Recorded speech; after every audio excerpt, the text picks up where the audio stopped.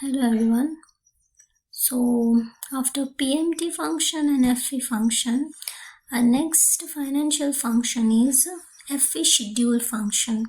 So what is that? What is FE schedule?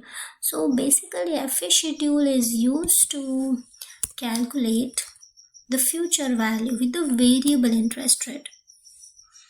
It might be possible that your principal amount is so and so, and you know that in 2015 your interest rate will be 3%, then 4, then 5 and 6. So every year it is increasing, or we can say it's a vary, right? It's a yearly varying. So in this type of case, how you can calculate your future value? So for that we have FE schedule function, FE schedule, and it takes two parameters, principal amount and your schedule, right?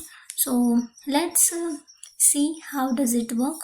So here we have one example with the principal amount, and here we have 4 different years with 4 different interest rate, and here we have the formula. So future value, the function is equal to FE schedule in the bracket your principal amount, whatever it is, and then give the range.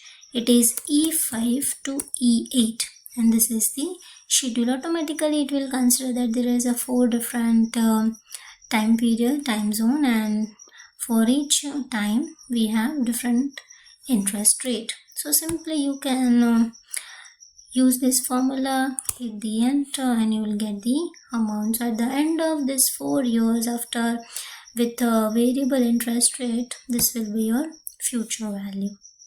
So it's very simple and easy. So guys, this way you can try all the other financial functions, right? So many functions are there, you can explore, you can use.